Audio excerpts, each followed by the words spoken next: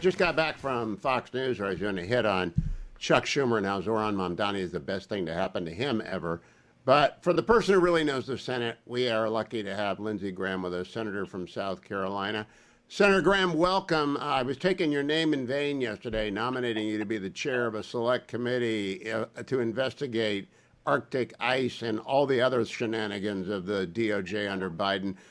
The only thing you have in common with Heflin is you come from a Carolina, but you're not a segregationist and you're funny. So what do you think? What do we do about that? I'm still a little bit blown away by what Ted Cruz and everyone else had to say yesterday, but you've been there a while. Did you ever expect to see this? No. So the point I think I'd like to make here is this really not about me. It's about something much deeper here. The question, let me ask you a question. Do you believe that any of these charges would have been brought against President Trump if he had not run for office in 2024? Absolutely not. Okay, I believe that too. So November the 15th, 2022, Trump says, I'm going to try this again. I'm going to run for president in the 2024 cycle. Within 3 days of that announcement, Jack Smith was made special counsel. And in about 6 or 7 month time period, 91 felony charges are filed against President Trump, who now wants to run in 2024, in Fulton County, Georgia in August, in Florida and D.C., Alvin Bragg in New York. He was convicted of a felony charge about records that no one in the history of Manhattan has ever been charged with. It was kind of a Frankenstein charge.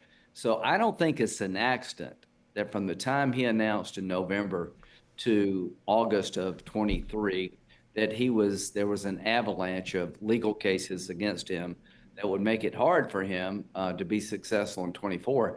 And I think all of us got caught up in that network of trying to take Trump down. Well, that you and I talk a couple of times a year offline on different matters, like when you're going to Ukraine. I'm wondering whether I've been listened to by Jack Smith, because I don't know if you're wiretapped. I know I talk to Ted Cruz a couple of times a year, and I assume I'm in the files of the now wrapped up special counsel investigation.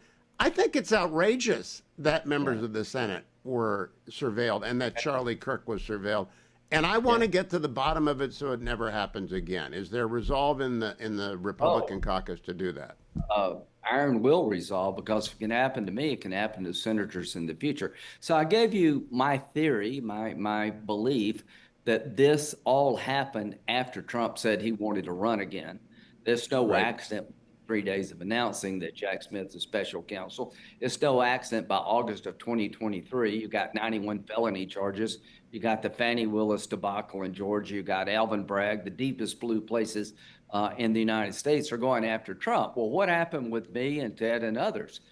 They went after my phone records based on the 2020 election. I was the chairman of the Judiciary Committee in January of 2021. I have an obligation under the Constitution to vote as to whether I should certify the election. I have an obligation as the chairman of the Judiciary Committees where I should hold hearings about what happened in the 2020 election. So the fact that they would want to get my phone records and did get my phone records to find out who I was calling and where they were and where I was is a gross violation of separation of powers. So I have Verizon as my phone carrier. Ted Cruz has AT&T, and we now know the subpoena that went to AT&T for Ted's phone records. You know, I'm sure he's talking to you. They refused to comply, saying it violated the speech and debate clause of the Constitution. Now, Verizon did not reach that conclusion. They gave my phone records to Jack Smith 30 months after the election. So, yeah, this should bother him. That is so wild. And so there are a lot of people around Smith, and it's not just Alvin Bragg, and it's not just the prosecutors in Atlanta. There are people in D.C. who are driving him, and they might be connected to the Biden White House, because we know that some of them went to the Biden White House. The only way to get there is a serious, focused set of hearings, not unlike 1973, summer thereof, when Sam 100%. Ervin chaired the 7-person committee. I know that people say, well, we should do it through judiciary. They've got the subpoena power. stand up a special committee, draw in all the cameras, and I am. make the American people understand. You heard it here first. I'm on Judiciary Committee, but I'm going to push for this. I'd like to be part of it. The bottom line here is what I think happened is that there was coordination between Jack Smith. Now, we don't know that, but I believe it. I think that Fannie Willis, we know that the guy that got her disqualified supposedly met with people in the White House about the investigation. We know that the number 3 at the Department of Justice left the Department of Justice to go work with Alvin Bragg on a municipal prosecution in New York. So I think there's we we also know Jack Smith is not the ideal profile for a special counsel. There have been a lot of them since 1973. He is not the model that you go out and get. So Merrick Garland needs to appear before this committee and answer why him and what did you let him do. And I don't know if that you can subpoena Judge Boasberg, but he signed off on these things. And can you imagine that? Well, so there's a subpoena for Ted's phone records, 8 of us, who we called, where we're at, and, voicemails, the whole 9 yards.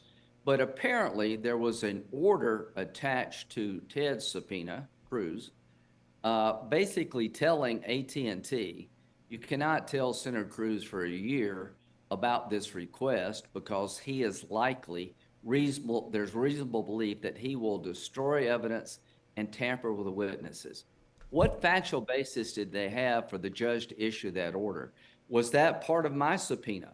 That's legal slander. Who the hell is this judge? And why is he issuing an order against a United States senator saying that he believes the senator would destroy evidence and tamper with the witnesses if you told him about the effort to subpoena his phone records, which you're required to do under law? This stinks to high heaven. I want to find out what evidence did he have? I want to make a last pitch to you. You got a lot of great lawyers in the Senate, yourself included, but you got Tom Cotton and you got Eric Schmidt, you got Ted Cruz, and you got John Kennedy and Mike Lee, and I could keep going. Make it all lawyers, hire outside counsel, get independent subpoena power, and make them sweat because one of them will go full John Dean and turn on the rest of them, right? One of them will absolutely do a backflip. If we don't do it, we're letting, I think, the country down. I love the model you just described. I'm going to push for it. Now, why? Because I think this is an orchestrated effort to destroy Donald Trump in the cradle for his 2024 campaign. And there's an article that came out in April 2nd, 2022, talking about statements by Biden that he was complaining about Garland being too judge-like and not aggressive enough when it comes to going after Trump because he thought Trump should be prosecuted. Biden did. Well, 3 days later, they opened Arctic Frost. So and that 3 days after we've got the outline. outline. We just need to paint by numbers now. The outline is there. Senator Lindsey Graham, thank you for joining me. I hope it's Chairman Graham with the Select Committee before too long, and I appreciate the time today. God bless. That would be the greatest Select Committee ever if they put him there. Time for my relief factor. I carry in curcumin and resveratrol omega every day. Now, I already got my miles in. I got rained on. I have a rule: don't do it in the rain, but it snuck up on me, so I spent two of those miles in the rain.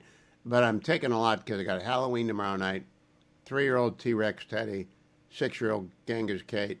I got to keep up with them, filling in on grandpa duty, and got to be nimble. So relief factor will keep me going, and I'm looking forward to it, and a long drive. But you can get your own at 1-800, the number 4 in the word relief, $19.95 for a 3-week starter pack. Once you've tried it, you'll keep going. You take 3 a day for the first week, 2 a day for the second week. Then you're on the 1 a day program that I'm on. Relief Factor really works. 1-800, the number 4 in the word relief, or go to relieffactor.com. That's their website. Find that starter pack, get it, and start it. I also want to remind you it's the last time I'm personally going to be asking you about the International Fellowship of Christians and Jews. Here's Yael Eckstein, the president thereof. what we've seen is that we have the ability to bless someone and give hope. And unfortunately, especially now after 2 years of war, after so many people have been in reserve duty and in the army, so many people have lost loved ones, lost their businesses. I've never seen a time where we had more people calling for food help, from elderly to families to children. And so we're on the ground. As soon as we get a donation, we get to go out to a widow from this war and say, there's a Christian in America who's not only praying for you, but is providing for you. Be that person. Head over to HughHewitt.com. The International Fellowship of Christian and Jews banner is at the top of my website, HughHewitt.com. Your donations are tax deductible. They go to the needy in Israel through IFCJ. Your generosity is deeply appreciated, every single one of you. Thank you for your support over the last 3 weeks. Very much appreciated. Noah C. Rothman, senior writer for National Review, joins me. Noah, you weren't even a sparkle in your parents' eyes when the Watergate hearings were held, but I was a junior in high school, and I had to watch every minute because I was taking summer school, and from the basketball coach who would roll the TV in, and we would watch Sam Ervin, called him Senator Heflin in the last segment, but it's Sam Ervin. Watched every minute of it for all 3 months. I want a select committee to dive into Arctic frost. And Lindsey Graham agrees with me, just said so. What do you think? We can't hear you, Noah. We cannot hear you. That was my fault. All right, I'd love go ahead. Thank you. Yeah. I don't know exactly what such hearings would produce. I don't know if Senator Grassley, for example, whose pointed press conference revealed quite a lot of disturbing information. If he knows, he said subsequently to reporters that they don't have enough information to call for public hearings, which Jack Smith has said to which he would submit. But there's information out there that suggests that Grassley's accusation is right, that this was a fishing expedition. That wouldn't be atypical for a special counsel investigation. Special counsel investigations devolve into fishing expeditions all the time. They were curtailed as a result of their tendency to proliferate and to find broader targets. After there was kind of a consensus that forged around the notion that, well, after Iran-Contra, Republicans got it, and then after the Clinton hearings and the Lewinsky scandal, Democrats got it, so we should pare back the independence of the special counsel and put it back under the auspices of the DOJ. It has been circumscribed a little bit, but probably not enough. And such hearings would probably produce something around a consensus along those lines. Both Democrats and Republicans might agree to it because they both have been on the receiving end of fishing expeditions. But I don't know whether it would produce, and I suspect it would not produce something akin to a profound conspiracy. I have pretty high hopes, and I would direct you to Jeff Shepard's The Nixon Conspiracy, what Team Archie Cox, or they called it Team Cox, he assembled 100 investigators and 60 lawyers. They worked in concert with the House Judiciary Committee and the Senate Select Committee to bring down Richard Nixon. We got no one to bring down, but we do have 160 people were targeted by this massive investigation. Add on the weaponization that goes back to the 2016 January meeting with Comey, Brennan, and Clapper and the president-elect in Trump Tower, and you've got 10 years of misconduct that if you put it in front of people, and you ask Jack Smith, just imagine, Noah, you got 160 subpoenas that went out from him in connection with Arctic frost, and I'm looking at only that slide. You ask him, okay, why did you need Ted Cruz's phone records? What were you looking for? Right. Why did you tell the judge he was going to destroy evidence? I think we learned a lot. Here's a thought experiment for you, Hugh, and I'm curious if what your assessment would be. You can't necessarily control open hearings. The enemy gets a vote, right? And one of the things that I think Donald Trump's administration and Republicans generally have benefited from is the closing down of the federal investigations into Donald Trump's conduct and the conduct of Republicans ahead of the January 6 riots. Now, does that open hearing open the potential to air some of the evidence that never got a hearing because the president was elected and shut down those investigations before they could come to fruition? Does such a setting allow Democrats to say, okay, here's the evidence that you didn't want to come out. We're going to present it in this broad public forum that you wanted. Unlike the J6 committee, which was a sham committee, Nancy Pelosi ruined it on day one when, for the first time in the history of the Congress, she selected the minority members. and the minority did not participate, didn't get counsel, et cetera. Liz Cheney and the guy from Illinois were the only two Republicans on it, and they're both gone now. I would welcome that. I think, if you put 5 Republicans on there, you have to put 3 Democrats or 6 and 4 or something like that. And they get to call their own witnesses. They get their own staff if they want to look into what happened. Because I don't think there's a there. I absolutely think it's ridiculous, and that they spent 2.5 years on the J6 committee proving that it was ridiculous. And so if they want to go and waste their time on that, that's fine. But let the American people see what happened in D.C. between January. Well, actually, since the election night that Donald Trump won, that none of us expected, through to the second election night that Donald Trump won, that is the period of time in which I think permanent D.C. lost its mind. I think they absolutely were torn apart by Trump derangement syndrome, and we got a lot to learn about what happened, especially at DOJ, because it can ruin anyone, Noah. If you get DOJ going after someone, it can destroy them. It ought never to happen. I think Democrats would sign on to that proposition. They're essentially arguing the same thing now with regard to James Comey, Letitia James, to a lesser extent John Bolton, that the process is the punishment, in my colleague Andy McCarthy's estimation.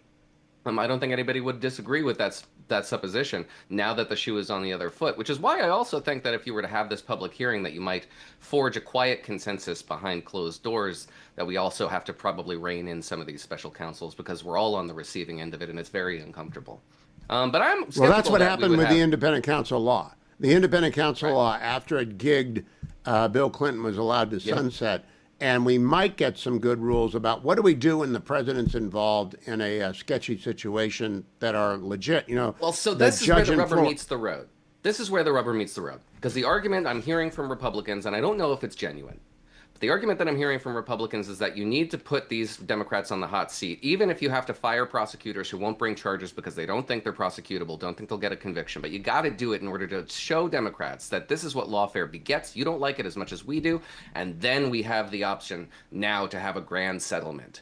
If you're genuine and honest and sincere in that supposition, then you would consent to this kind of a grand bargain. You might not even go to hearings, because this is the proposition, right? That we're trying to muscle you into some sort of common sense compromise with us.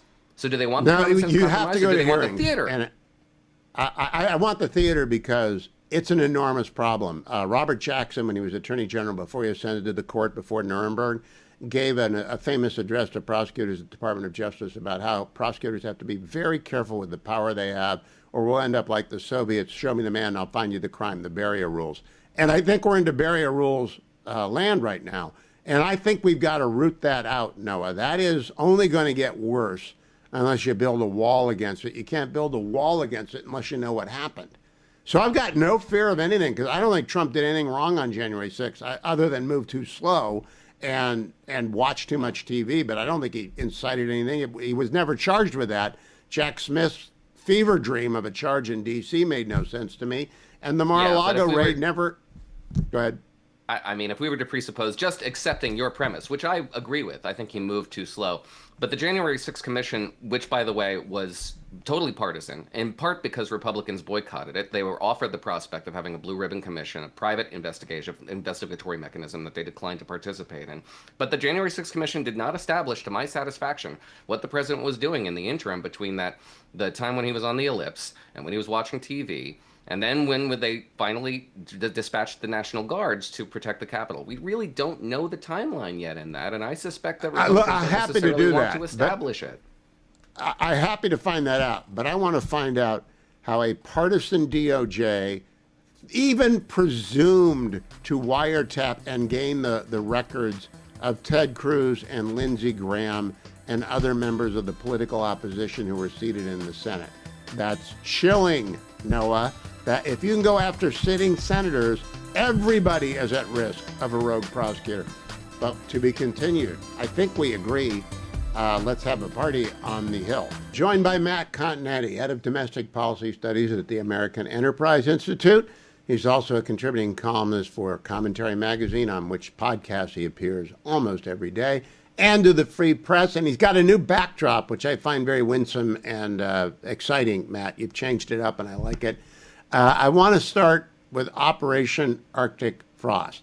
Now, Matt, you don't know anything about Watergate except what you read. You couldn't have lived it. You didn't see the Watergate hearings.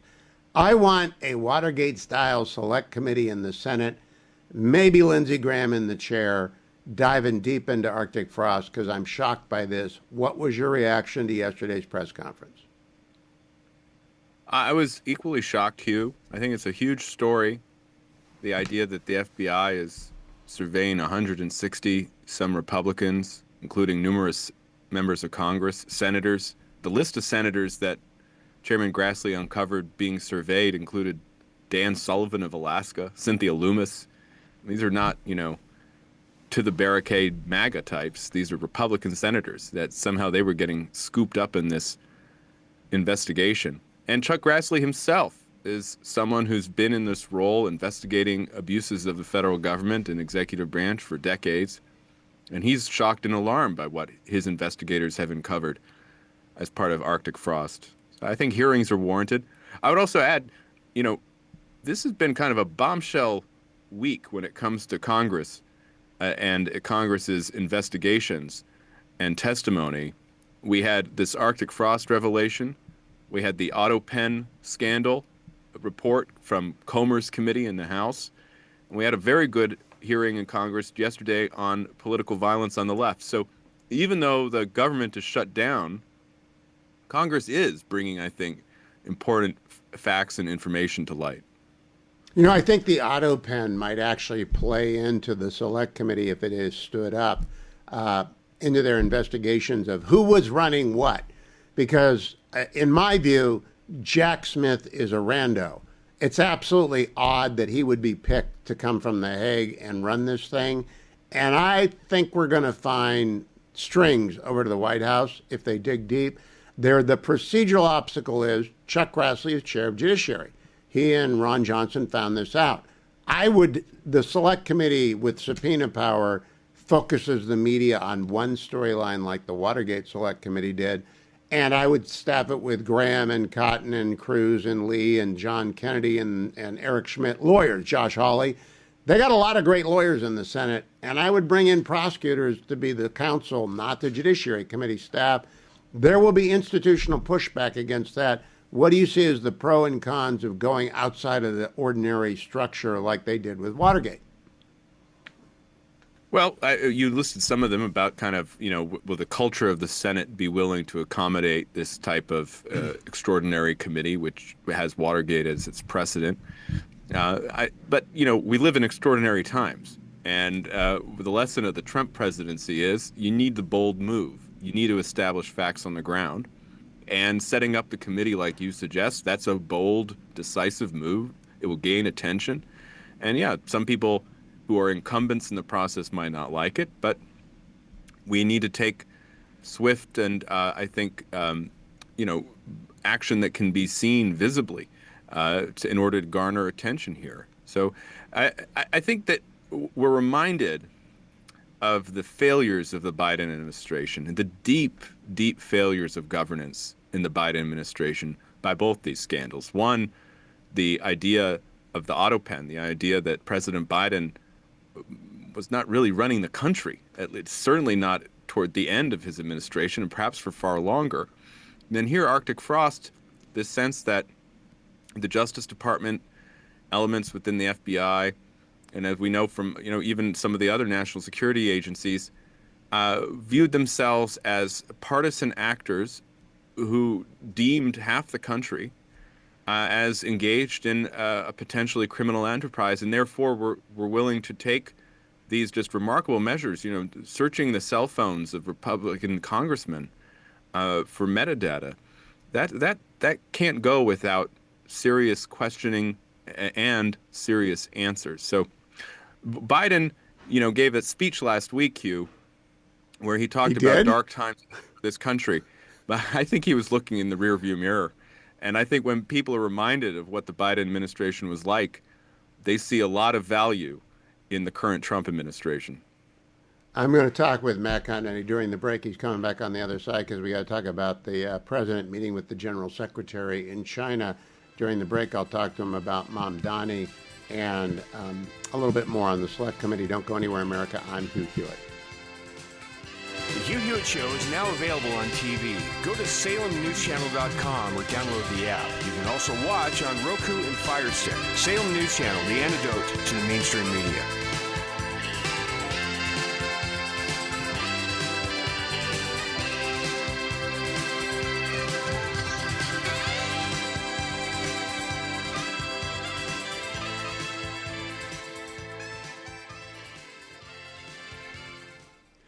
Welcome back. I am joined by Matt Continetti. Matt, I worked for Richard Nixon twice, each time for 2 years when he was alive, and then went back a third time after he died in order to run the foundation. But I learned everything I know about Watergate, not from him, but from Jeff Shepard, who wrote The Nixon Conspiracy after years of laboring in the archives and FOIA requests. Have you ever read The Nixon Conspiracy? I haven't, but I have listened to one of your recent interviews with Mr. Shepard, and he was very insightful. That book is a revelation of what select committees can do, so I recommend it to you. I was just on Fox talking about Chuck Schumer not endorsing Mamdani, and I made the argument Mamdani is the best thing ever to happen to Chuck Schumer because AOC, if she runs against him, is going to be glued to Mamdani, and Mamdani is going to be a disaster. Is that why Chuck Schumer is refusing to endorse him? Because he's actually a very liberal Democrat, but he's not nuts. I think that Chuck Schumer is refusing to endorse him because even for Chuck Schumer, it would be some bridge too far to endorse a candidate who's clearly anti-Semitic, who has turned this race into an attack on the Democratic Party, an attack on Israel, who's the recent video that surfaced from a few years ago where Zoran Mamdani said that every time NYPD boot is on your neck, it goes back to the IDF. This is someone who's obsessed with Israel and Jews. He's a socialist. His ideas make no sense. He's going to be a disaster if he's elected mayor of New York City, even for Chuck Schumer. And that's too much. So I think that's why he's avoided endorsing him. But I will say, Hugh, Schumer doesn't deserve a Profile in Courage award here. He should be actively campaigning against Mamdani, warning the country about him, and doing everything he can to ensure that Mamdani doesn't set foot in Gracie Mansion, but instead Schumer's just keeping silent. Yeah, Commentary Podcast and this radio show has been telling everyone who will listen, Mamdani is a nightmare and it doesn't work. And the early voting is pretty heavy by historical standards. It's very, very much heavier than it was 4 years ago. It was Eric Adams, Curtis Sliwa, and I think Republicans are figuring out vote for Cuomo. Do you have any hope of that he loses on Tuesday? Mamdani loses on Tuesday? You always have to have hope. Hope is like oxygen. You need it. The heavy turnout is interesting. It means that maybe some of these pollsters aren't quite modeling the electorate correctly. A lot depends on where the turnout's coming from. If it's coming from the more pro-Cuomo precincts in the primary, that's a good sign for Cuomo. You do hear anecdotal evidence, like you suggest, Hugh, that some Republicans, when faced with the reality of a Mamdani mayoralty, have decided to vote for Cuomo. So there's a chance. I am saying there's a chance. I'm saying there's a chance. Into the election with Mamdani the favorite. We look at anti-Semitic communist who's never run anything more than 10 people versus Andrew Cuomo, who is the least liked guy in New York, and he ran the state, which has 155. It's not a tough call, actually. How did we end up with these options? Only in New York, I don't know, kids. But only in New York. Poor New York. President Trump has completed this extraordinary trip to Malaysia, Japan, South Korea, and his summit with Xi Jinping, which he said was a 12 on a scale of 10. He's also put out a Truth Social saying we're going back to testing our nuclear weapons. I don't know what it means, whether that means underground testing or just testing of the vehicles. What did you make of the last week for Donald Trump? I thought it was a very successful trip to Asia, his first in his second term. I think what Trump is doing is showing that America can begin to prepare for a situation where we are at conflict, a kinetic conflict with China. And you prepare for that situation by strengthening your alliances with your Pacific friends. So that he had a wonderful trip to Japan, a wonderful trip to South Korea. He recently hosted the Australian Prime Minister in Washington. That was a good meeting. So he's solidifying ties with our friends. You also do it by decreasing your dependence on China for rare earths. So he made a variety of rare earth agreements with our allies. And he's also, of course, lessening regulations at home, Hugh, in order to develop our own minerals, of which America has a bountiful supply. It's only because of green regulations that we've constricted ourselves from competing with China in this domain. And he went finally to meet with President Xi Jinping, the Chinese dictator, and he came in and he said, look, those rare earth controls that China was threatening were so damaging to the world, not just to America, that we were prepared to levy an additional 100% tariff. And as a result of that threat, China has agreed not to impose these controls for a year. And we've had some other promises from China as well in terms of buying American agricultural products and working to clamp down on fentanyl. But with all such dealings and negotiations with the Chinese Communist Party, we have to look for compliance. We have to make sure that these are just not empty promises, but that the Chinese Communist Party actually acts on what it promised President Trump. And so I don't view this as a grand bargain. I see it as one further step in this ongoing competition between the United States and China to define the 21st century. The good news is Taiwan was not mentioned by anyone. And the bad news is Jimmy Lai was not mentioned by anyone. Now, we would not expect them to do diplomacy about Taiwan in public. They might have talked about it in private. And dissidents were never released in a way that would embarrass, in the Soviet days, Solzhenitsyn and Sharansky, they were not released in ways that embarrassed the Kremlin. So I have to hope it comes to it. Do you think the soybean deal is a precursor of a Cold War, not unlike us selling the Russians wheat? Instead, this time China's buying our soybeans? I think it's very similar. China was a big export market for our farmers. The farmers are an important constituency for President Trump. And so China quite consciously has reduced its purchases of American soybeans and other agricultural supplies in order to show that they have leverage in this struggle. And so their pledge to resume the purchases of American agricultural products is a win for President Trump. I am cautious, however, because I recall the Phase 1 trade deal in Donald Trump's first term, which was agreed to toward the end of 2019. The Chinese there also made pledges to buy U.S. agricultural products. And of course, within a few months, we had the COVID, the CCP's cover-up of COVID, and an economic standstill globally, and China never delivered on its promises. So I think President Trump, of course, remembers that well, too. And I think what we'll see is in the coming weeks, this isn't really over. It's going to be a constant back and forth between the two powers. And President Trump even said, look, he's planning on visiting China in April of 2026. And so that's kind of the next milestone here in the ongoing relationship.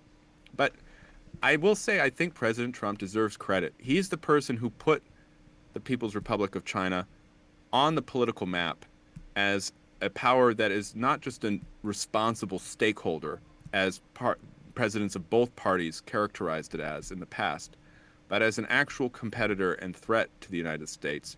He did that in 2015, and he's followed up on it. And some of his methods are not the favored methods of the political class here in D.C. Tariffs, these new kind of investments our government is making in critical industries and critical minerals and other commodities. They just signed a deal for nuclear reactors with Westinghouse, an investment by the federal government. That's not liked by the political class, but I see it as part of an overall strategy, Hugh, to get the American government in a position where, should we go to war with China, China can't cut us off and thus end the war on their terms immediately. Yeah, if you want to prevent war, prepare for peace. Oldest saying in the book. But you lead me to my exit question, and I always disclose to the audience I own Palantir. I don't own NVIDIA. NVIDIA and the Blackwell chip teamed up with Palantir in one of the more amazing displays I've ever seen on a technology platform. Do you think we're winning the AI race the way that NVIDIA's CEO says we are, and Palantir is the ubiquitous software of the future? I think that AI is one of the domains where we continue to have an edge over China. I think Jensen Huang is absolutely correct about that. And so it's important for us to maintain that edge. We have to think about how can we continue to out-innovate China. There are other domains where the Chinese have raced ahead of us. Electric vehicles, for example, batteries. I think the next domain where we're going to be fighting for prestige is robotics, where the Chinese have made great leaps. So when we're having this type of competition, we need to think about what are America's advantages.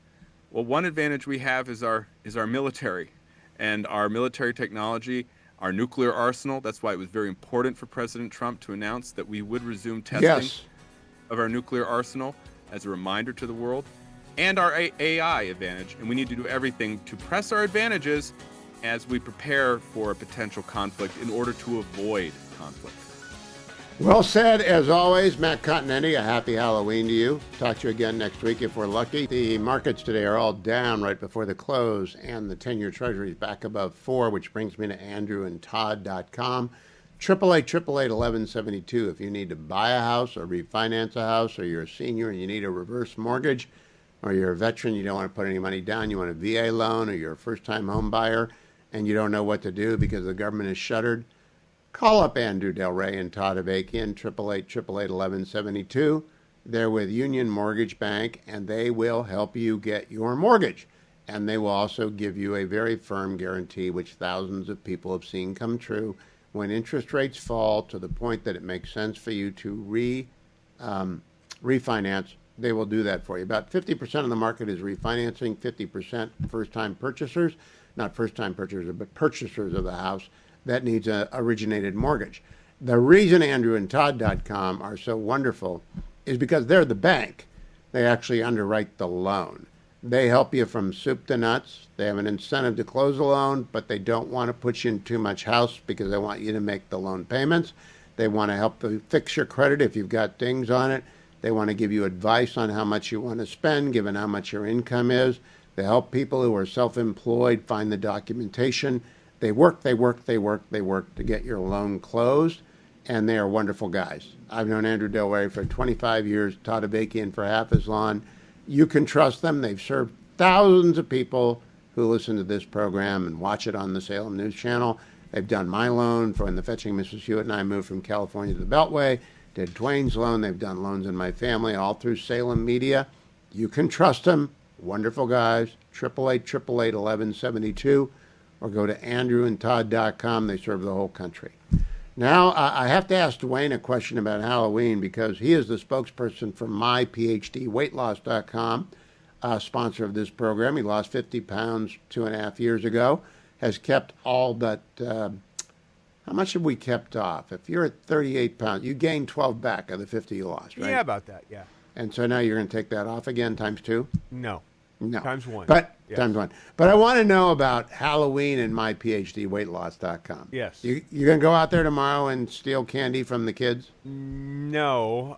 Actually, I have something planned for tomorrow night, which is very PhD friendly. Which is? The Miscellaneous Random Person Mail Edition's girlfriend, who is going to be over tomorrow night. They're going to be passing out the candy. But what they want to do is they want bacon-wrapped hot dogs. So that's okay on the My PhD Weight Loss program. I'm going to roll out the grill, and I'm going to do bacon-wrapped hot dogs. 864? 644. 1900. That's 864. 644. 1900. Are bacon-wrapped hot dogs like a bordered part of the myphdweightloss.com program? Do they say, come here to be happy, bacon-wrapped hot dogs? Because that sounds pretty good to me. It sounds pretty good. Is it the best thing that you can have? Well, of course We're not talking about health. We're talking about myPhD but weight loss. We're talking protein instead of a bunch of sugar and carbs and stuff? Oh, you betcha. 864 644. 1900. Call, investigate, get skinny like Dwayne. Ben Domenech leads off. He is, of course, the editor-at-large for The Spectator, Fox News contributor, and he's the host of the Big Ben Pod, and I'm mad at him. Ben, I am so mad at you. Fetching Mrs. Hewitt and I last night, finish up watching the season of Slow Horses. It's late. I got to go to bed. And then a Big Ben podcast drops, and it's so riveting. You talking to Ethan Strauss. I was up making notes, and I got questions for you.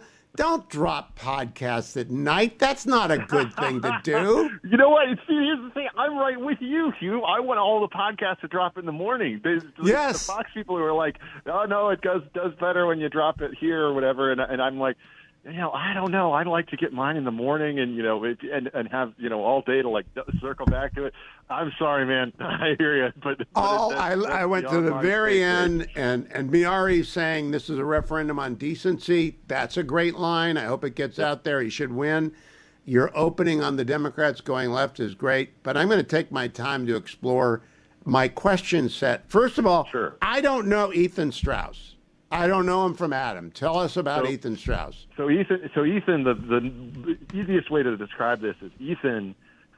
It was by good fortune and timing, the lead reporter on the lead team in the NBA, the Golden State Warriors, during their championship runs, and turned that into excellent. When you have one of these runs, there's always one journalist who just owns the territory and gets all the good stories and sources. He was that guy for the Warriors. Ends up writing a book. Steph Curry hates him for some of the things that he reported, and then he broke away from kind of the sports media establishment, that existed, and went out on his own as a Substacker, and has, at least at the last time I checked, the #1 sports Substack, which is mostly about the NBA, but it's actually almost as much about sports business, which is really the part that fascinates me, because I like the NBA, but the business side, the media side, he's really become kind of the guy who is a truth teller about media criticism and about a lot of the kind of incestuous relationships that exist in the industry that you and I don't necessarily know about on its surface. Well, that reminds me. Chuck Todd got his beginning reporting on the business of sports. And I think those silos, politics and sports, are not all that distant, though people can go very vertical, as I have on politics, and obviously he has on sports, and you've done both. Now, let me throw out some stuff at you. I thought he said a lot without saying anything. It is obvious to me the poker scandal is not anywhere near as important as the point-shaving scandal, and Billups doesn't matter anywhere near as much as Rozier, because Rozier shaved points by sitting himself on the bench, it is alleged, and that's the perfect crime. If he shuts up and gets a good lawyer, no one can ever prove that if he's got enough cutouts between the bet. Am I right about that? I think you are correct about that. And by the way, the one precedent here is to look at the people who've gotten caught in the NFL experience where there were essentially no cutouts, and that was the stuff that got had a couple of different minor players in the NFL suspended for betting on themselves or betting on the games they were playing in. And they were just literally stupid enough to do it under their own accounts, and online and things like that. So yes, I think you're completely correct. The poker story is very sexy, and I'm sure we'll be optioned to buy him. Aaron Sorkin's going to make that into another movie or something. But it's not the actual thing that matters the most in terms of the casual sports fan. Because the poker game doesn't involve anyone who bets. Everyone who bets is involved if players are throwing the game or the prop bet. Second thing I want to talk to you about, you both seem to agree that NBA athletes lack the immunities, like the conquistadors bringing the diseases to the natives. I thought that was fabulously put. Yeah. But I didn't realize that the NBA that you are fully bought into conspiracy theory on the NBA when it comes down to the playoffs, because the audience can go up by 2x depending on the teams playing, as opposed to the Super Bowl, which is a 5% bump depending on the team. I never knew that. That was wild. I asked that question anticipating, because he's written it before, but I've never heard him say it, that answer, because I think it's something that people don't fully understand. The people say, well, they're comparing it to other sports.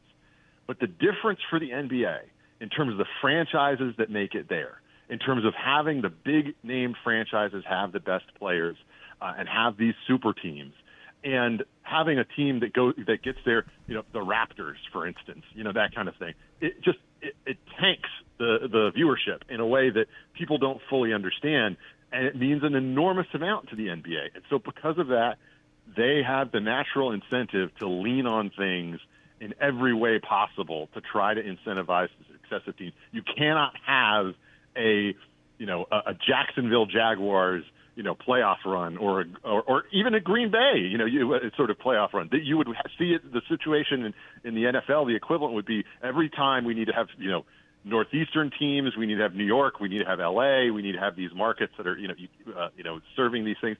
Even a team like Kansas City would be viewed as something that was small market, from their perspective. But they don't do that, and it's because there is no drop-off in terms of the viewership, or it's very mild in terms of what you see in the playoffs, because people are tuning in for the excitement of the game. And it doesn't matter that you have no connection to the Buffalo Bills. Now, another thing, I did not know that athletes love to gamble that much. I had no idea. I know about Michael Jordan. He had, by the way, Ethan knew more about Class A than I do, and I read the Cleveland sports stuff every day. Class A is our all-time closer, who's accused of being in, or not yet accused. He's just on paid leave for gambling and not allowed to leave and play anywhere else. I had no idea that professional athletes are basically gambling addicts. Not all of them, but a lot of them. Oh, yeah. This is a huge thing. And it's not just, the prominent examples that people know of, like Jordan or Charles Barkley or, some of these other people who have infamous stories related to them. A lot of the things that happen within, the sports world that are off, sort of the beaten path is just, it would make your eyes, get, gigantic. And, of course, the implication there is that if they are playing, circling back to the poker rings and things like that, if they were to be playing in situations like that, it creates all sorts of opportunities for negative incentives. The other thing is, of course, is that with the legality of this gambling now put in front of people to such a degree, it only increases the likelihood that younger players in particular, from my perspective, will fall into traps or have problems. That's what you made me think about, Ben. You made me think about say a guard on a 25th ranked team that will still draw action in Vegas and still have a line, and he's made a little NIL money, 25, 50 grand. It's legal to gamble. It's his money. He goes down, or he has someone place a bet on the other opponent, and then he just lays off and lets the linebacker through to blitz and crush the QB. You can never prove that, right? No, Isn't that? No. I mean, that's really wild. It is really wild, and I think it's unavoidable. And look, a big part of this too, and this is where Ethan's world really comes into it, is he makes the point of the connections between, the people who are. Imagine a situation where I am an ESPN reporter, and I am reporting on an industry, and I have the same representation as someone who is representing players.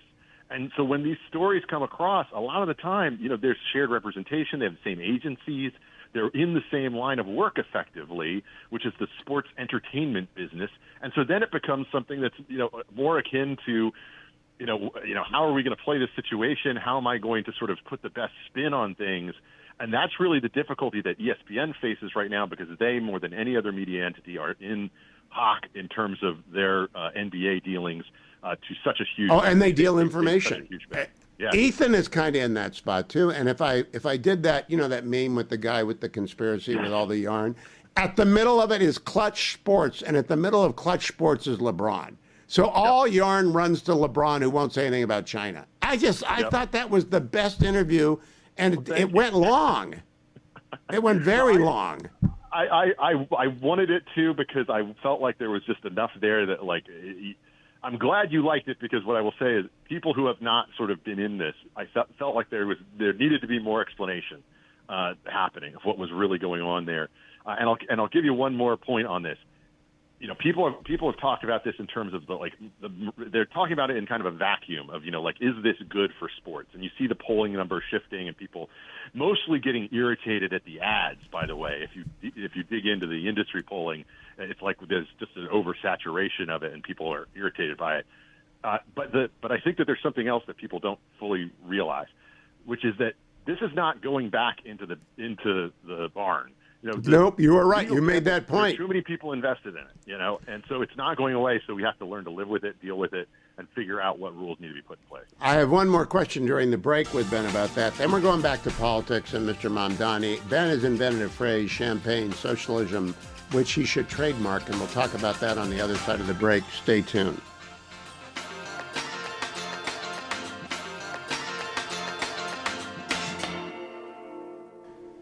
Okay, I'm in the interstices between the on-air parts for the podcast. Ben, 3 quick questions. You referenced North Koreans exposed to porn in Ukraine, leading to error on their part. I said, what? Then you talked about professional sharps watching the NBA, and I thought it was all AI. And then finally you said players don't know what they can't get away with. Really? Okay, run through those 3 things for me. Okay. North Koreans with porn. So the first one is kind of exaggerated on the internet, but essentially when there were North Korean mercenaries who showed up to participate on the side of Russia within the Ukraine fight, and one of the things that they had in Ukraine was access to the internet, and there were reports that I have no way of knowing whether they're true or not, but you can dig them up, that this exposure to basically the internet led them directly to pornography in a way that they had never experienced it before, and that had some noticeable effects. So deleterious effects on readiness. What about the professional sharps watching sports? Is that a thing? Really? Yeah, I mean, absolutely. The situation there is one of the. I'm sorry. I just want to make sure you know what I was saying. Professional sharps, the sharps meaning the people who are completely focused on betting from a professional perspective. In other words, they are betting for their living. This is what they do for a living, and they absolutely watch the NBA, make these bets, etc. But the thing is that they have negative experiences because they win so much that they get banned from these various online entities. In fact, there's a great podcast called Bet the Process, which is hosted by 2 sharps that gives kind of insight on this. And there's been very public kind of incidences where they basically won contests or won big, and then had the places try to not pay them or deny them because they're dealing with a professional and they don't want to pay them anything. So. And they notice when something's amiss. I think that was your point. Very okay. Much. Very then much. The last thing, you really don't think players know what they can't get away with, because that is a gentle way of saying they're not very smart. So especially when it comes to this early on experience, where you had, in the NFL experience, and I think again in the NBA experience, someone who thinks more deliberately about this, will know that they'll get flagged and that they are not going to be able to get away with the things that they're doing. But again, as I said, we have examples from prior experience of people who are betting under their own names on their own accounts, and they weren't necessarily betting on themselves, but they were casting bets that they should not have been able to cast. And I think what's going to happen with these college kids in particular, can you trust an 18, 19-year-old college kid who's making absolutely not money for the first time in his life to be able to know what he can't do and where he can't do it, especially when they're traveling around the country and some of these apps, they flag you and they say, oh, you can't do that here, or the laws are different here, the regs are different here. And that's something that, there's certain bets that you can't make in Virginia that I can make when I'm on the train and I'm in Jersey. Those are things that they are not necessarily aware of, and I don't think that colleges are equipping them right now to prevent them from having scandals going on. Boy, they're going to up that. As I said, I was up late last night listening to the Big Ben podcast because I just couldn't stop listening. It began with a hook about champagne socialism. Is that your phrase, Ben? I honestly don't quite know if I coined it or not, but it's certainly one that I've thought before and I've used with my friends. I'm surprised when you say it, but I think I may not have used it on the podcast before. One of these things that you run into, Hugh, when you talk for a living, which I'm sure you do, is you forget things that you say on air versus just talking to friends in life. Well, I think you ought to TM that, because champagne socialism is exactly what we're talking about. Now, I do not know the Schultz guy that you referred to who ran Biden in the primaries but didn't run the general. I'm not aware of his memo, but he identified, quote, the Democratic base as being a 58-year-old woman without a college degree. Do you buy that? I think that might have been their base in the past, but I don't think it is anymore. And I think that a big part of what they're dealing with is, as the base has changed, the most active members of their base have changed in terms of vocal members, and they look different than the Democrats who perhaps were dependent on for votes in the past. And with that has come the opportunity to push this type of champagne socialism that satisfies both the rich people who who believe that they will be able to navigate around it, or that they can afford it, or they use it as a method of self-defense against backlash against them for being rich within the circles that they are, combined with the student progressive activists and the like, who are the same people you see fomenting about Gaza and who filled up Bernie Sanders' coffers with small donations in the past. So this is the combo of those two things coming together to make a really, I think, sick and potentially very dangerous for the country motivation within the Democratic Party that certainly has a powerful backing at this moment, and a bunch of people who believe it is the future of the party. I think the Dems are off the rails. And I was on Fox earlier today with John Roberts, and we were talking about the fact that Chuck Schumer has not and will not be endorsing Mamdani. My theory, briefly put, Ben, is that the best thing to happen to Chuck Schumer is Mamdani, because AOC is glued to him. It will fail. He'll win. New York will fail. AOC will be stickered with that. And Chuck Schumer is going to be able to say, my fingerprints are not on this guy. What do you think of my theory? Well, first off, I think that's a silver fox off if I ever heard one between you and John Roberts. Congratulations about that. But the thing that I think is a real problem for the Democrats going forward is that Schumer is a leader in only in name. He's led them into this terrible political circumstance on this shutdown that I think that they're going to get nothing out of, and then they're going to have to turn around in just a couple of weeks. I was talking with your producer before we got on, and they're going to have to turn around in a couple of weeks probably and cave again, just because of the way that the CR schedule has worked out. And look, I think that Mamdani is basically going to come in as this fresh-faced guy, a compelling guy, someone who people really want to believe in an era when they view Democrats as decrepit and out of touch and not in any way, sort of inspirational or charismatic.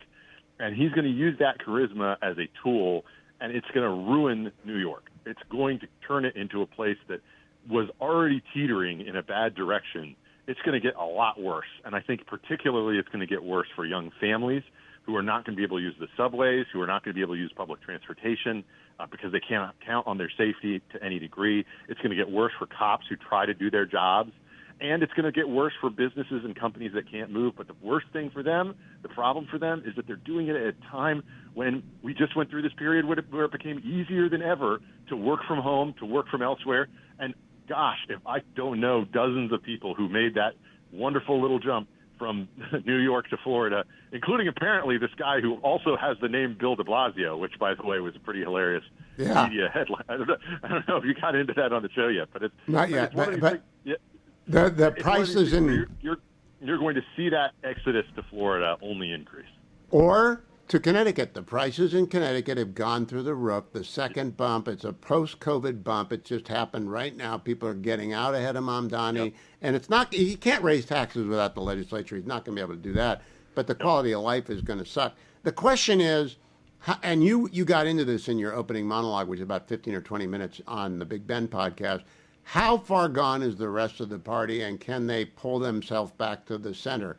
I don't think they can without a 1972 smash-up. What do you think, Ben Domenech? I agree, and the reason that I think that that's more likely than not in terms of a smash-up is what we see already set on the table for a situation in 2028 that I think could redound to Republicans a significant benefit if the Democrats go in the direction that they continue to head. And a big part of that reason is that they want centrism only in the surface level. They only want the veneer of it. You know, we were at an event this morning, my wife and I, for Winsome Sears in Fredericksburg, Virginia, with Jason Miyares, and the AG was there, and John Reed and some of the other folks who were, House delegates and the people like that, having a little rally. And the thing that really sticks out to me in terms of the way people talk about Abigail Spanberger is she's a fake moderate. And it's the thing that I've heard from so many Republicans, so many, I would say, normie Republicans, who would, in the past, I would say, even in the recent past in Virginia, would entertain the possibility that Winsome Sears is too conservative for them, or something along those lines, or have an attitudinal problem with her, let's say. Instead, what I hear from these normie, middle-of-the-road moderates, who probably have voted for more than one Democrat in life and, don't have a problem casting votes, which I would have a problem with, for certainly some of the statewide folks, they do not view Spanberger in that way because of all the different extreme positions she's taken, and you can't just get over that by having this veneer of, well, I'm a moderate because I have this resume that says I'm a moderate. Looking at her voting record, it simply isn't. Looking at her position record, she isn't either. And that's, I think, what people understand now. The Democrats only want to embrace moderation when it comes to the veneer as opposed to anything that goes down to the policy level. Now, when the Attorney General told you on the Big Ben podcast, this has become a referendum on decency, and said he'd heard from Australia, and, it's an AG's race in Virginia, and off the air. It's not crazy. really an international story. I was kind of taken aback. Does it matter when it comes to Democrats? No one wants to vote for this guy. He's nuts. Not Miyares, Jones. I think there's a degree of shame there, especially. I will just tell you that I don't see a lot of Winsome Sears signs in the bluest part of Virginia where I live, and it's one of the things that really did stick out to me when I started to see Miyares signs go up. And I think they went up in a large part in reaction to that Jones story. Oh, interesting. And that, to me, is very interesting. I do believe that he's going to win. And I think Virginia is going to be closer than people think. The RGA just poured a bunch of money into her race as of the last 48 hours. We'll see what they're able to do with it. I think it might be coming too late. Look, the problem that I see always happen here in Virginia is that Republicans get distracted by the shiny object of New Jersey. And with the exception of Chris Christie, that's never really paid off for them. And yet you have candidate after candidate, Ed Gillespie being the most prominent one because it had happened to him twice, miss out on wins because the resources weren't deployed sufficiently enough to back them, in time to back them, and get them over what turned out to be very narrow finishes. I mean, Gillespie's, the one race was, that was about 20. Under 1%. Under 1%. Yeah. And I'm hoping, I've already voted for Lieutenant Governor Sears and Attorney General Miyares. I'm hoping everyone who's listening on AM 570 or down in the Rhodes area, get out and vote early this weekend, bank it, and then get people to the polls. Ben Domenech, great edition of the Big Ben Pod. Thanks for staying along with me today. You may have heard me just reference with Ben Domenech that was on Fox News earlier today with John Roberts. Let me play you that exchange because we're talking about whether or not and why Chuck Schumer has not yet endorsed Mamdani. Here is that clip. With us now is Fox News contributor and host of the Hugh Hewitt Show, Hugh Hewitt. So why do you think Schumer's holding off here, Hugh? Good afternoon, John. He's not going to endorse Zohran Mamdani. And if you look at Chuck Schumer's career from the beginning, he's a 1950 kid from Brooklyn who goes to Harvard in the middle of the convulsions at Harvard. He doesn't go into the SES. He doesn't go into the anti-war movement. He worked for Eugene McCarthy. He graduates, goes to Harvard Law School. He's very smart, and he runs immediately for the state legislative assembly. He has always been a liberal Democrat who has moved left as his party has moved left. He's never been a radical. Zohran Mamdani is a radical supported by AOC. In fact, Zohran Mamdani might be the best thing to ever happen to Chuck Schumer because if he is challenged by AOC in 2028, she doesn't run for the Democratic nomination, she is going to be behind Mamdani, and Mamdani is going to be behind her. And Chuck Schumer is going to say, look, I told you all the bad things were going to happen in New York. I did not endorse Mamdani because everyone knows this stuff does not work. And he's going to have enough distance to be able to say, my fingerprints are not on Comrade Mamdani. I did not endorse him. I think it's a brilliant move by an aging warhorse, been in the Senate for 25 years, 20 years in the House, 6 years in the New York Assembly. And it's very cagey, and I wouldn't expect him to change. We should point out, though, that on the other hand, Hakeem Jeffries has endorsed Mamdani, as has Kathy Hochul. And now, I mean, Republicans are having a field day with this. The latest thing they're doing is they're pinning the continuing shutdown on Mamdani, saying that Democrats are terrified to go against his base. Listen to what Steve Scalise said this morning. You have seen Zoran Mamdani quickly become the new head of the Democrat Party nationally, because Chuck Schumer, who is the head Democrat in the Senate, and Hakeem Jeffries, who's the head Democrat in the House, both hailing from New York, are scared to death of that far-left extremist, radical, socialist, Marxist movement in their own party, starting in New York. You know, we should also point out, too, the Democratic strategists, I think, are hoping against hope that this is a New York-only phenomenon. But the Democratic Socialists of America are looking at New York, and they're just licking their lips about what might come next. Yeah, the DSA, the audience has got to understand, it's the radical party to the left of the Democratic Party. It goes back to Eugene Debs and Norman Thomas. In the 80s and the 70s, it was Michael Harrington, who was kind of a nice guy. They've gone way left. They are now welded to being anti-Israel. Much of it is anti-Semitic. They are promising things that they cannot deliver, writing checks that will not clear. Free buses have to be paid for somewhere. New York's going to be a mess, and very quickly, if Mamdani, in fact, wins next week. And Hochul has no choice because she's got to run in 2 years. Jeffries has no choice because he's got to run in 2 years. And this fire has to burn itself out like a prairie fire. But luckily, Chuck Schumer doesn't have to run until 2028, and he has the advantage. He does not have to do what they are doing. Hey, I just want to finish off here by taking a look at the early vote here in New York. As of last night, these are unofficial cumulative results. Total early voting check-ins, 372,111. Apparently, they're skewing older, which may be good news for Andrew Cuomo over Mamdani. We'll find out on Tuesday night. Hugh, always great having you on, because not only do we get your perspective on things, but we get a history lesson as well. Thank you. And go Andrew Cuomo. New York does not deserve the lesson they're going to get if they elect Mamdani. I can't say it enough. If you're listening right now, New York, do not vote for that guy. It's a nightmare on stilts. And do not fall for Big Pharma's latest appeal. One of my sponsors is Conservatives for Lower Health Care Costs. Their website is pharmawindfall.com. Pharmawindfall.com. What do you do when you go and sign up there? You just join the hundreds of thousands of people who are not happy with Big Pharma for rising drug prices and manipulation of patents to keep drugs that ought to be going into the generic category and having price fall being protected by maneuvers within the legal system. Conservatives for Lower Health Care Costs are with President Trump in putting pressure on Big Pharma to deliver the same drugs that they do everywhere, but to deliver them here at the same price. Let me also please ask all of you to remember the International Federation of Christians and Jews. Right now, my friend Mike Gallagher is in Israel, broadcasting out of the Jerusalem News Center studios. He's doing a great job bringing to the attention of people how Israel has a long rebuild ahead of it. The war is the longest in the Jewish state's history. It's gone on for 2 years. Almost 1,000 of the IDF soldiers have fallen since the war began. That's in addition to the 1,200 murdered Israelis on the day of the massacre, many of whom were in the IDF. The International Federation of Christians and Jews doing a lot to stand up people who got knocked down by the last 2 years. The banner to contribute is at the top of HughHewitt.com. Please go there. Please be as generous as you can be, tax deductible, and we appreciate it. I'm going to invite anyone who has voted for or intends to vote for Jay Jones to call me, not to give you a hard time.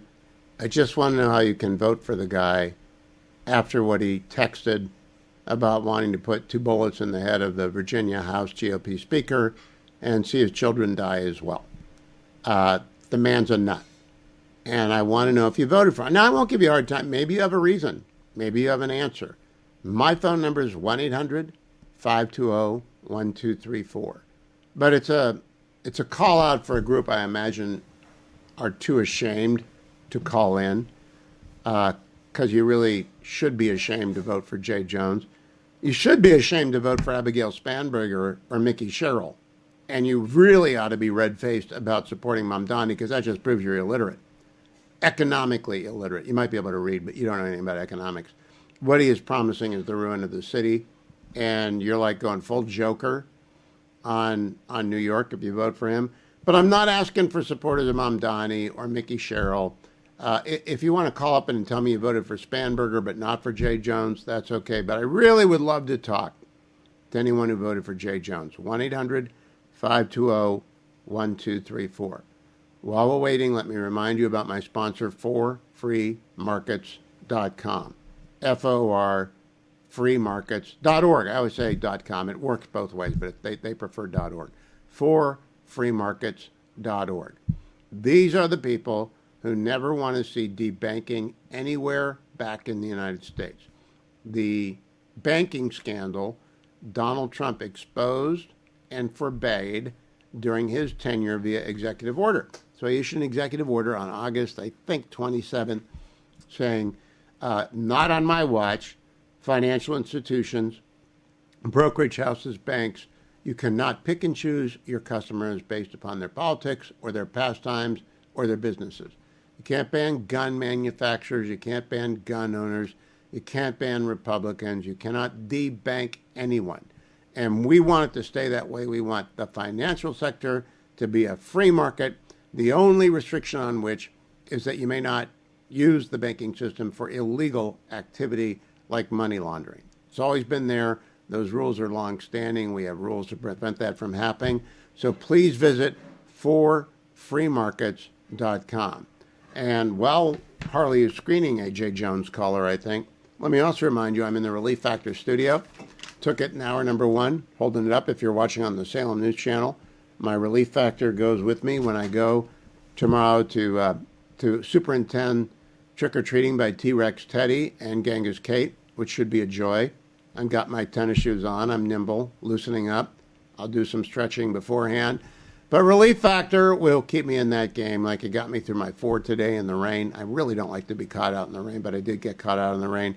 Call 1-800-4 and the word relief, 1-800-4-RELIEF. Ask for the starter pack, $19.95, less than $1 a day, 3-week supply. Try it. You'll find the Relief Factor works like it has worked for me for more than a dozen years. Only supplement I've taken for more than 20. Or go directly to their website, relieffactor.com, relieffactor.com. You'll find out there that the 3-week starter pack is available at the website as well, at relieffactor.com. Let me talk to Bob in Virginia. Hello, Bob. Hi, Hugh. How are you? I'm great. Did you vote for Jay Jones? No, but I'm going to. Tell me why you are not ashamed. I'm not ashamed because I don't want to be a hypocrite. I'm a MAGA Republican, ultra MAGA Republican, in fact, and I want him dead as much as he wants me dead. No, that's so if not. I want to kill him. Okay, cut. That is not appropriate. MAGA Republicans do not support violence. MAGA Republicans cut off people who say they want people dead. Normal Republicans do the same. It is not part of the political discourse to wish upon your enemies their death. And I don't believe Bob. I don't believe Bob is a MAGA Republican. I don't believe any MAGA Republicans want Jay Jones dead. I think they're disgusted by him and repulsed by him and that he should get shellacked. Now, a lot of people will walk in there and vote not knowing anything about the text because it is, after all, legacy media has not covered the story extensively. Virginia is a big state. It's got a lot of different subsets within it where there aren't a lot of conservatives like Northern Virginia inside the Beltway. And it's not something you go up and talk to your neighbor about, I'm never going to vote for Jay Jones because he's a psychopath. It's not something you want to advertise. But Ben tells me he sees in his part of Northern Virginia Miare signs as a way of immunizing the homeowner against being thought to be part of the Jay Jones team. Nobody really wants to be a part of that team. And I hope in New York, I'm actually praying for New York. I don't think New Yorkers have any idea how bad it's going to be with Mamdani. I don't think they know how many cops are going to quit as soon as they hit their 20 or 25, whenever they can retire. I don't think they know how many people who pay the income tax are going to move, even to Connecticut, because it's a few percent cheaper. I don't think they know what's going to happen to the subway system. 300,000 people work for that city, and they're going to turn it over to a kid who's an anti-Semitic jihadist, basically. Jihadist supporting. He wouldn't actually do jihad, to my knowledge. And he's a communist. And when I say that, I mean he really is. When he talks about decommodifying housing, that's people unite, workers unite, that sort of stuff. He's a red. And that's okay. In our country, you're allowed to be a red. I explained on John Roberts' program. And you can find out if you listen to Eli Lake's superb brand new edition of Breaking History. I'll talk to him about it next week. I'm not here tomorrow. Kurt Schlichter's sitting in for me. So Eli Lake's not on tomorrow. But he dropped this brand new Breaking History on socialism in America. Eugene Debs, Norman Thomas. They're different from communists. All right, the communists with Gus Hall and people who threw bombs. But Breaking History, Eli's new podcast, and you ought to like and subscribe it with the Free Press, begins with Eugene Debs, goes through Norman Thomas, talks a lot about Michael Harrington, who I used to read when I was a kid because I wanted to know what he would write in the New Republic. He had a big heart, soft head, Catholic worker type, good man, like skirts, as Eli said, and so they threw him out of Catholic worker. But nothing like that. There's never been the anti-Semitic, anti-Israel takeover of the DSA as we have seen in the last 4 years, personified in Mamdani. Don't do it, New York City. Don't do it. Vote for Cuomo. Curtis can't win. Don't throw your vote away. Vote for Cuomo. Save your city. I'm on right now in Dallas-Fort Worth area, and I want to talk to them and to anyone else who's very interested. As a public policy wonk like I am. I am going down, and Dwayne is going, to Fort Worth December 2nd and 3rd. I think it's a Tuesday and a Wednesday. I have a calendar, but I'm not looking. It's weekdays. That's where the American Legislative Exchange Council is having their winter meeting. 1,000 state legislators come to this thing.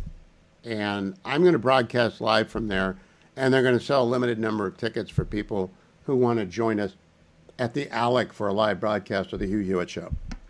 And most of that broadcast is going to be very heavy on the policy. John Williams will be there, of course, and I will be talking with, he's on most week, everybody in the ALEC team.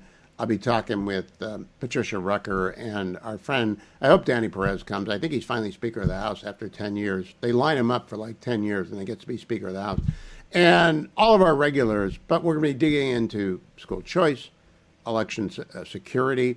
We'll be talking about the rush to zero, which is state after state piling on the example of Florida, Tennessee, and Texas of not having a state income tax. We're going to talk about how blue states are stuck. They don't know what to do, about unfunded pension liabilities. It's going to be a lot of fun. It's a lot of policy. But these people are fun. They're all elected officials. So they know how to have a joke and they know how to enjoy a laugh. And I've never not had a blast at the American Legislative Exchange Council when we go on the road. So Dwayne is going to schlep over there from the West Coast. I'm going to come from the East Coast in Fort Worth on December 2nd and 3rd. Come out and join us. Buy your ticket over the American Legislative Exchange Council website, which is alec.org/Hugh. ALEC.org/Hugh. But I'm worried about Dwayne because Dwayne was screening the calls when the seminar caller got through in the last segment. And, you know, age does something to your ability to smell out the frauds. That guy was a fraud. Dwayne, what did he say he wanted to talk about? Now, Dwayne's falling asleep again. This is what happened. What did he say? Oh, no, he said he was proudly voting for Jay Jones because he doesn't believe any of the lies that the right is telling him about him. And then he jumped on and went full. I represent MAGA. I want people dead. I want people to know the back. I'm not sorry that Dwayne's lost a step. It happens to all of us. He's got like Steve Sachs. Can't throw to first base anymore. Can't screen calls. Do you realize that there is nobody under 50 that knows who Steve Sachs was? Well, I'm just telling you, he lost the ability to play shortstop or second base and throw to first base. He threw second into the base, yeah, whatever position, second, first, whatever. Whatever, but he was second or shortstop, and he would throw into the dugout.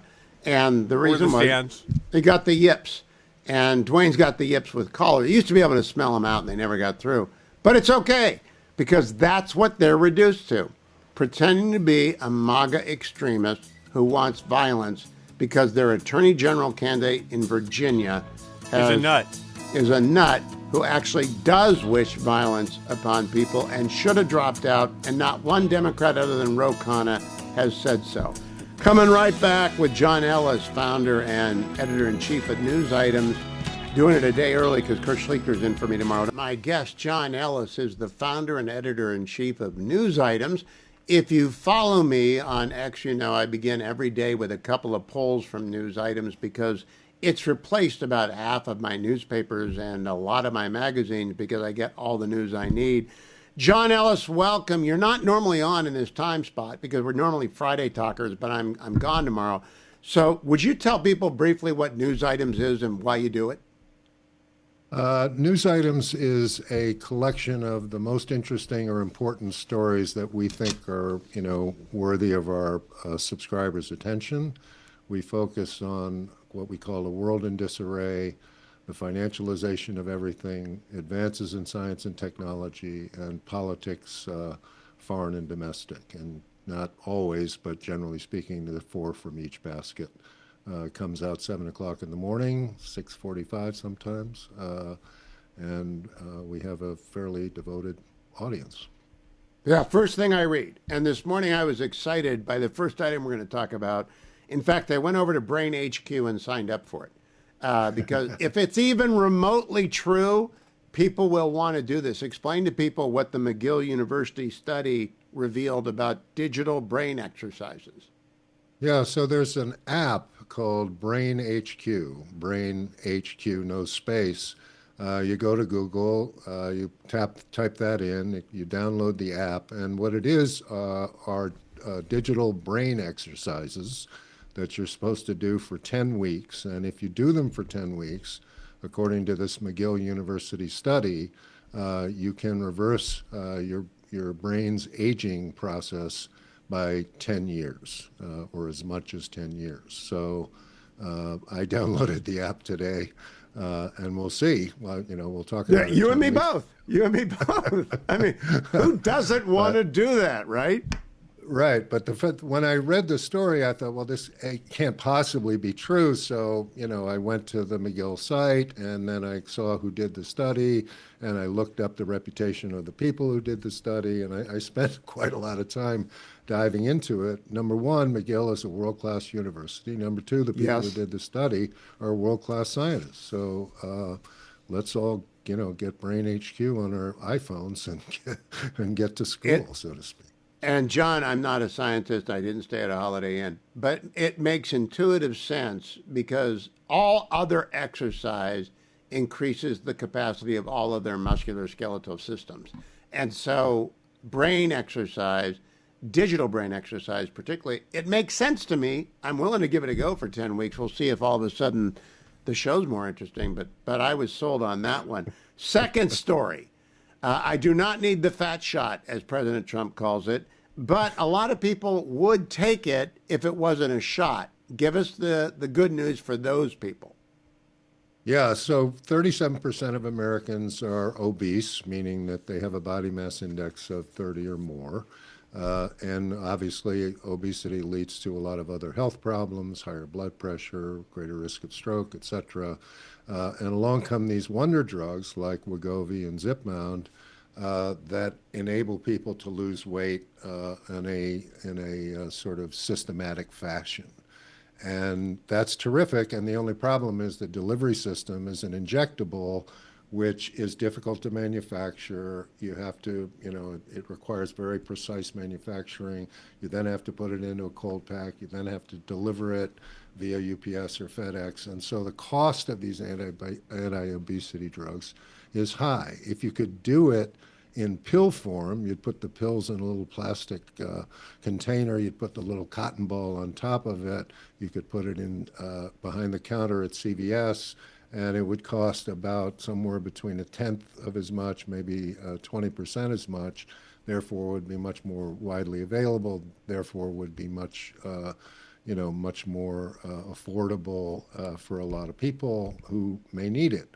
So the breakthrough here is that two companies, one of which is Eli Lilly here in the United States, have sort of broken through the problem of getting the medication into pill form. That, because of the way the gut processes pills, that's proven very difficult with this drug, but Eli Lilly and others feel that they have, cracked the code. If that's true, then probably a year from now you'll be able to get Wegovy or Zipbound in pill form, which will be great news, not necessarily for food companies, but great news for people who suffer from obesity and whose health, therefore, is at greater risk. And a significantly less expense. The question that has to be explored, John, News Items is always bringing us health revolution. If we all live longer and there are fewer jobs because of robotics, what are we going to do? I guess Brain HQ, but it's going to be there's a falling supply of jobs to do, and people are going to live longer. Interesting lines that we'll cross. Let's go to politics, because I actually think Europe matters a lot, and Dutch might be the canary in the coal mine. What happened in the Netherlands? So the leader now is a man named Geert Wilders, and he's often described as a far-right anti-immigration nationalist, a sort of exaggerated version of President Trump, if you will.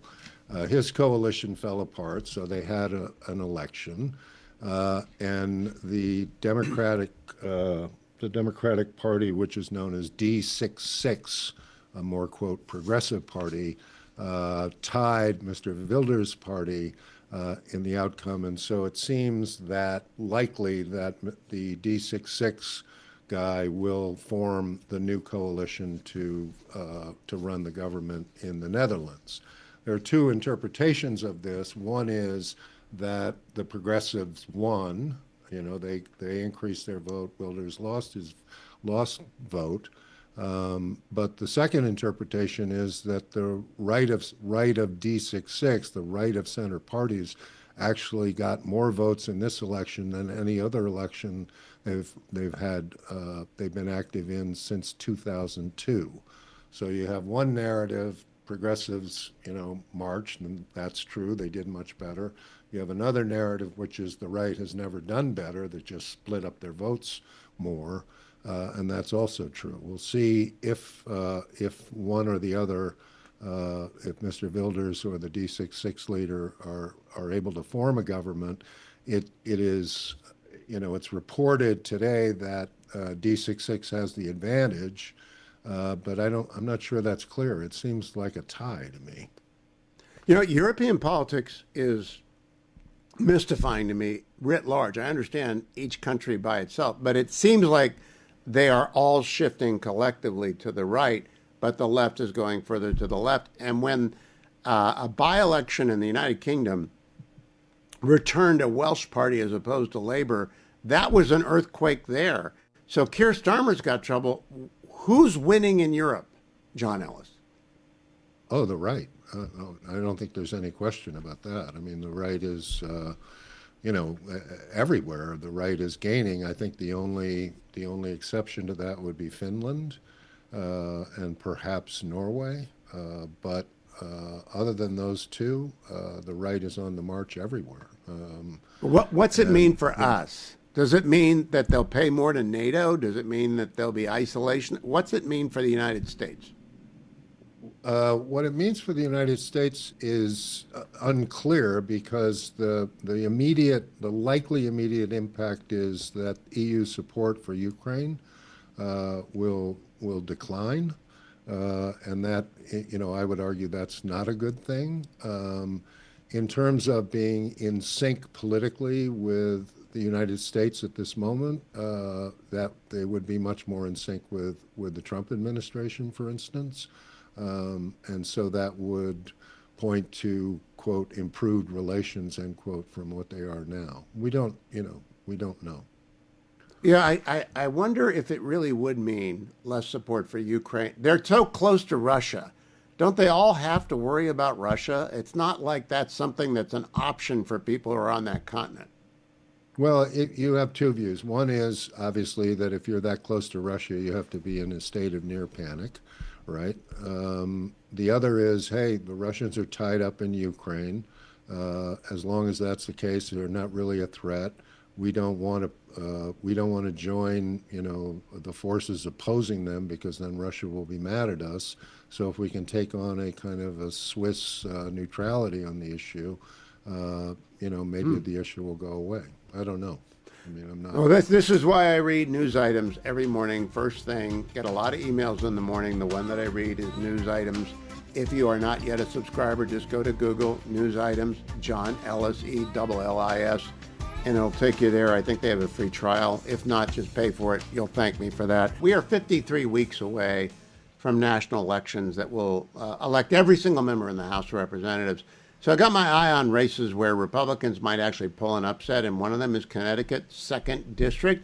I had Mike France on earlier this week, who's running for the GOP nomination. I am scrupulously fair in primaries, and I'm glad to welcome George Austin now, who I also met in Connecticut 3 weeks ago. George, how are you? Thank you for joining me. Let's start with your story because it was fabulous hearing about it in first person. I want the audience to hear about it. Well, Hugh, it was great meeting you. Thank you for having me on. It's great to join you here in the Hugh-niverse. I love that, by the way. Well, about me, I'm a 37-year-old small business owner here in Suffield, which is at the northwest tip of the 2nd District here in Connecticut. I have been in construction for 20 years. I'm also a licensed building official. I have been a football coach at the high school and youth levels. I'm also a first-generation American. Most importantly, I'm a husband and father to terrific Gen Z boys. And with help from my fellow patriots such as yourself and everyone listening, and my fellow patriots here in the rest of the district, we're going to go ahead and give New England and Connecticut some long-awaited conservative representation in Congress, and we'll make Connecticut great again, one district at a time.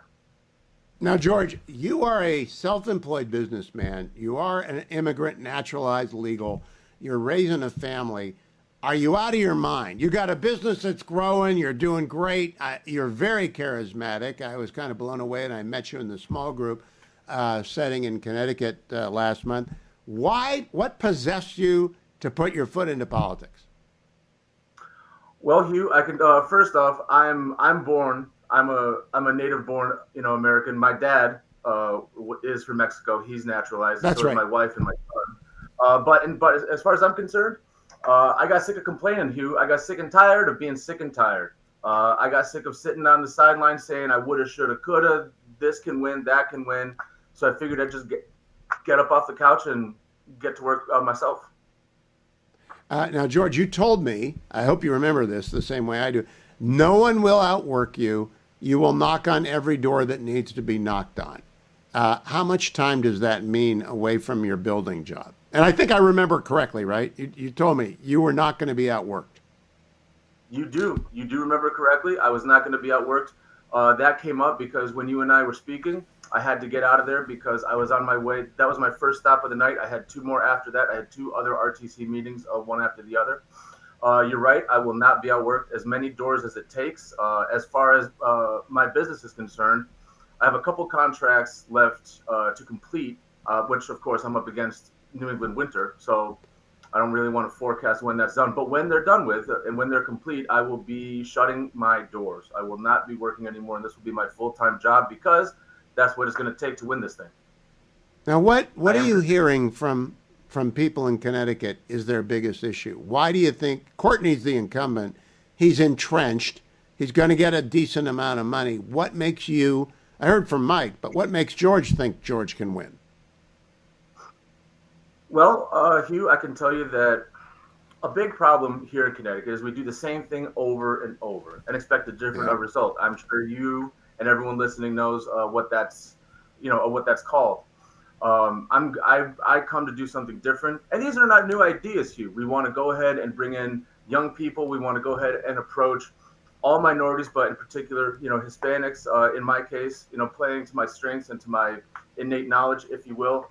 And we need to go where we have our deficiencies, right? We got to meet people where they are and not do the same old, which is why I know I can win, because yes, we do have a D+4. Our district is D+4, but as far as Joe is concerned, it's not just about money, Hugh. Because if it was, I'm not sure if anyone remembers, but we would have had Linda McMahon. She would have won U.S. Senate twice in a row about 10 years ago, and that because of all the money that she spent, that did not help. And I think Joe Courtney, as far as he's concerned, I'm hearing on the street. I was actually, my staff and I, we just did an event yesterday at Eastern Connecticut State University, reaching out to kids, asking them if they can afford to live in the state after they graduate. And a lot of them were uncertain of their future. And the real hot button issue of the day, Hugh, is the shutdown, which of course is the case everywhere. Here in Connecticut in particular, it's the cessation of SNAP benefits. And to be frank, Hugh, I think that Joe Courtney is going to have to atone for a career of party line, of voting. He doesn't break ranks. He has this persona that's been portrayed of being Mr. Middle of the Road when he's not. I mean, I think more of our side breaks ranks and votes, the other way more than he does, or more than they do, rather. And he's going to have to atone. He's going to have to atone for his party's mismanagement of our state going on 20 years. And that's what I'm hearing on the street. George's website is votegeorgeforcongress.com. Votegeorgeforcongress.com. George, you work with your hands. The Trump coalition brought in a lot of people who work with their hands. Do you think it's possible to keep that growing segment? And you also mentioned you had 2 Gen Z boys. Do you think you can bring them along with you in their cohort? I'm 100% sure, Hugh. I have no doubt whatsoever. In fact, I'm banking on it. I know that the research, not to mention John Ellis, your guest, previously, he was discussing the way that the pendulum is swinging, if you will, in Europe, and it's definitely a cultural shift. You can see from the president's coalition of voters, we're gaining ground in the 18 to 24 demo. We're gaining ground in the Hispanic demo. I want to build momentum in those two and bring it to the unaffiliated here in Connecticut. Here in Connecticut, most towns in my district, the U's outnumber R's and D's, R's or D's, and a lot of towns like mine in Suffield outnumber R's and D's combined. So what that tells me is people are sick of the tribalism and they just want to get things done. And I'm going to bring my 2 sons along with me. You know what? I've coached them throughout their entire lives in football. I know what it's like to provide a leadership, to have a vision and implement it, and be able to relate and communicate that to the younger generations. Last question, George Austin. When you look down in New York City, it's not far away, this Mamdani guy is going to win unless we get a minor miracle. And what does that tell you about youth in New York City, and why are youth in Connecticut different? I'm not sure it is the youth in New York City, Hugh. And I will tell you, as far as New York City is concerned, in that mayoral race, I know it's going to take a minor miracle for Sleewood to pull it out. And I'll tell you what, there was another group of guys who pulled off a major miracle, and that was in 1776. In the American Revolution, excuse me. But as far as what the differences between the city and here, I'm not sure it is so much of the youth.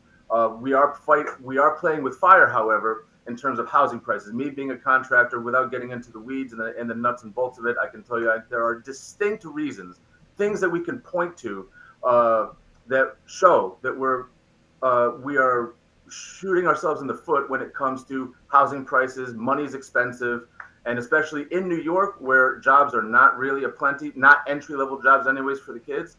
They're getting priced out of their own homes, and so they have to go far afield. VoteGeorgeForCongress.com. George Austin, we'll talk again before the primary, and again, if you're the nominee, before the general, because Connecticut's second is actually winnable for the Republicans. George Austin, thank you so much. I was on with John Roberts on America Reports earlier today, and I laid out my theory of the case of why Chuck Schumer won't endorse Comrade Mamdani in New York. Here's that exchange. With us now is Fox News contributor and host of the Hugh Hewitt Show, Hugh Hewitt. So why do you think Schumer's holding off here, Hugh? Good afternoon, John. He's not going to endorse Zoran Mamdani. And if you look at Chuck Schumer's career from the beginning, he's a 1950 kid from Brooklyn who goes to Harvard in the middle of the convulsions at Harvard. He doesn't go into the SES. He doesn't go into the anti-war movement. He worked for Eugene McCarthy. He graduates, go to Harvard Law School. He's very smart, and he runs immediately for the state legislative assembly. He has always been a liberal Democrat who has moved left as his party has moved left. He's never been a radical. Zoran Mamdani is a radical supported by AOC. In fact, Zoran Mamdani might be the best thing to ever happen to Chuck Schumer, because if he is challenged by AOC in 2028, she doesn't run for the Democratic nomination, she is going to be behind Mamdani, and Mamdani is going to be behind her. And Chuck Schumer is going to say, look, I told you all the bad things were going to happen in New York. I did not endorse Mamdani because everyone knows this stuff does not work. And he's going to have enough distance to be able to say, my fingerprints are not on Comrade Mamdani. I did not endorse him. I think it's a brilliant move by an aging warhorse, been in the Senate for 25 years, 20 years in the House, 6 years in the New York Assembly. And it's very cagey, and I wouldn't expect him to change.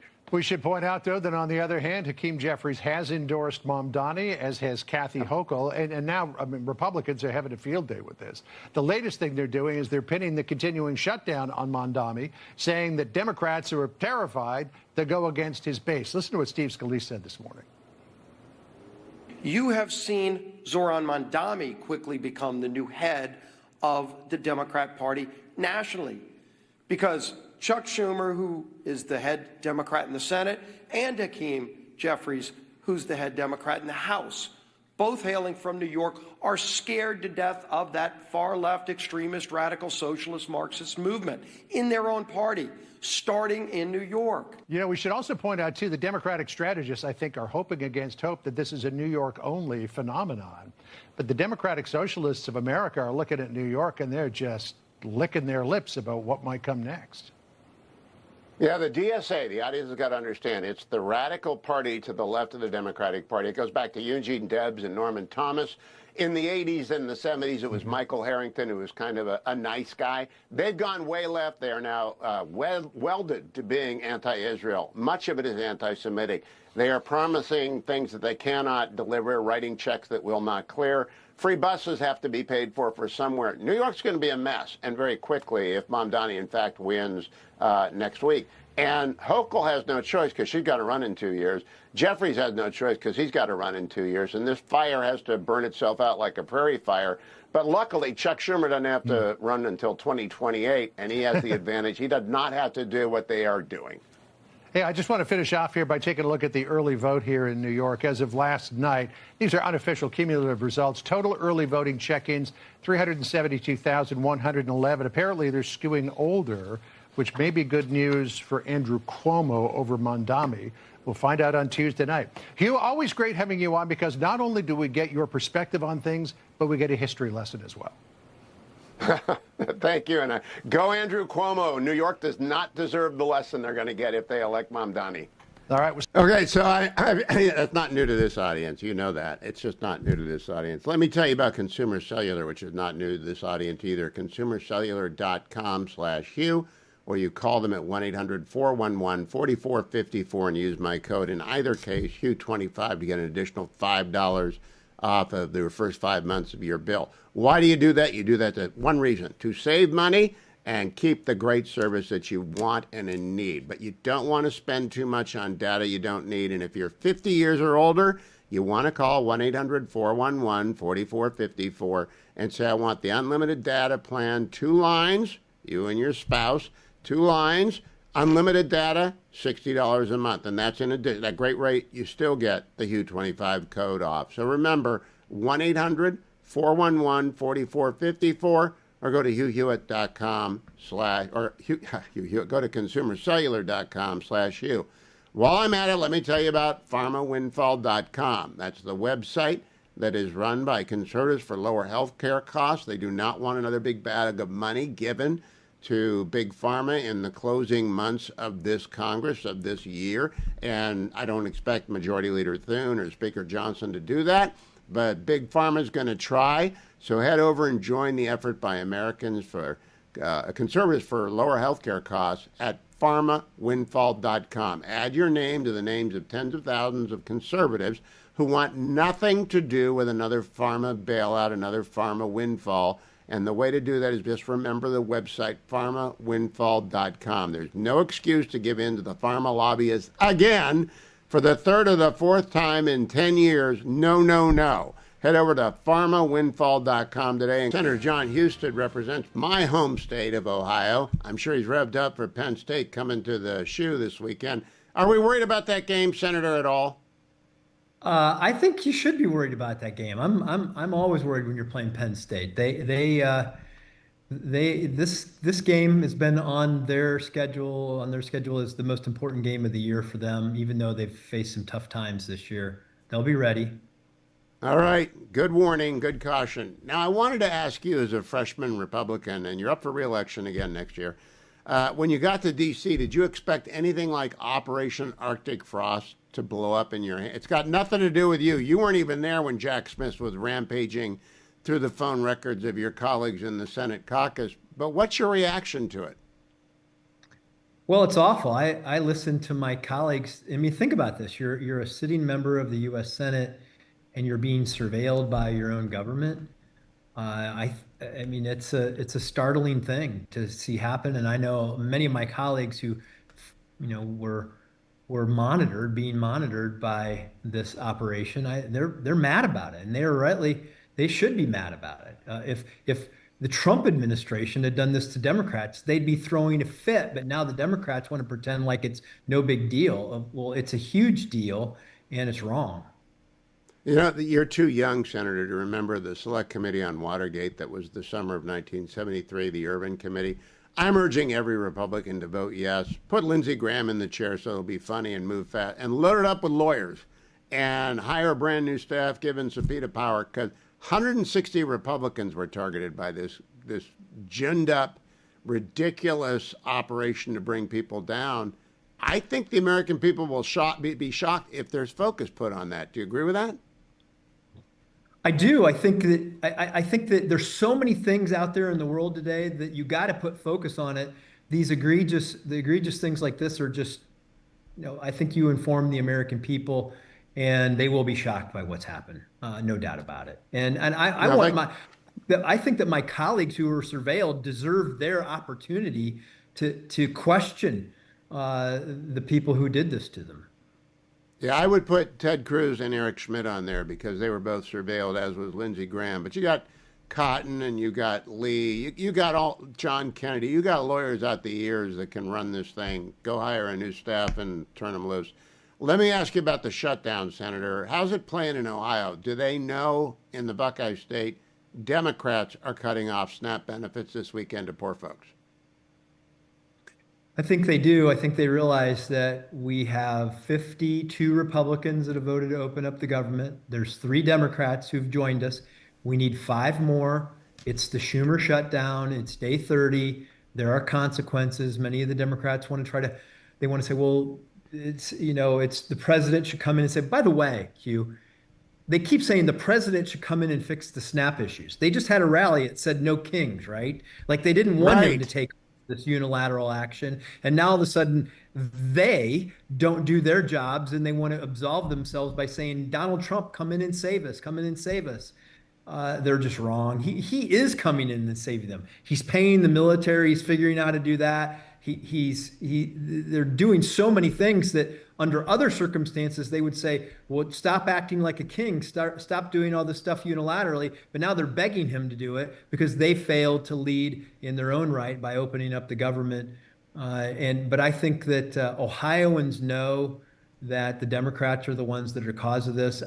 People are going to really start feeling the pain, with SNAP beneficiaries. 1.4 million Ohioans will not get their SNAP after the end of this week, which means a lot of poor families, but a lot of these are children who will not get meals next week as a result of this. And I think the Democrats are looking for an exit strategy, but they can't yet find one that allows them to save face.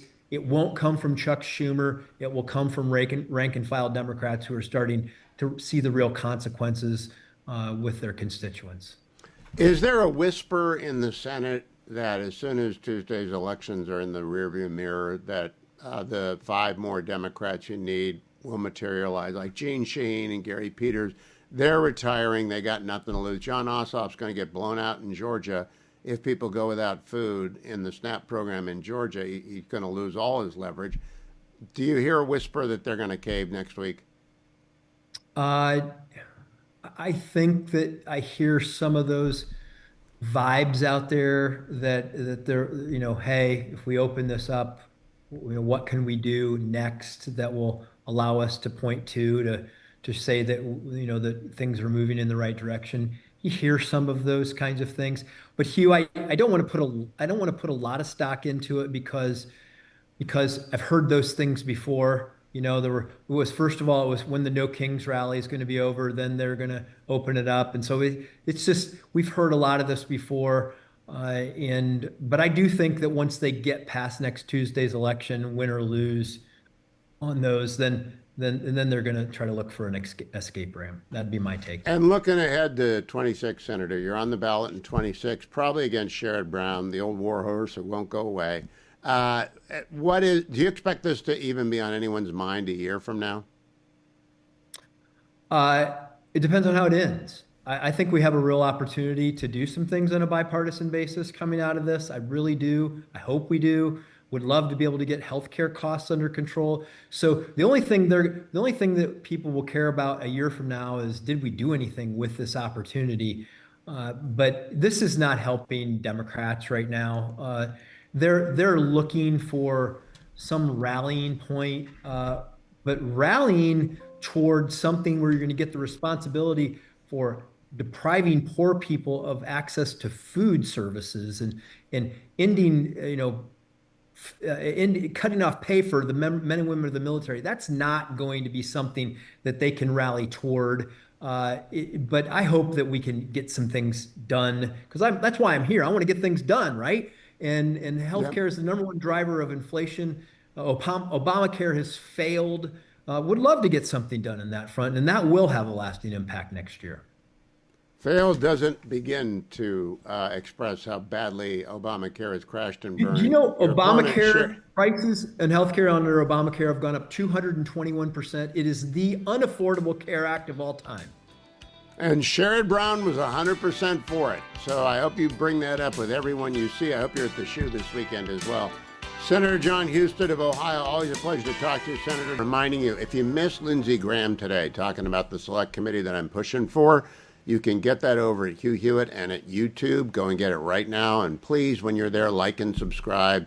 And within touching distance of the magic 100,000 subscriptions, which super drives the algorithm, and whatever we put out there then gets driven all over the place because of magic that I don't understand, but I know that it happens. So please like and subscribe the Hugh Hewitt channel at YouTube. Please also remember ReliefFactor.com. I'm in their studio, taking it with me to go trick-or-treating with T-Rex Teddy and Genghis Kate tomorrow night. That's going to be an adventure. I took it in hour number 1. After I got my 4 miles in today, I feel great already, but I'm telling you, when you've got 3- and 5-year-olds involved and they're out trick-or-treating, you got to sprint, stop, and you have no idea, sudden motions and picking up, and then you have to fight for the candy because, grandfathers get their fair share.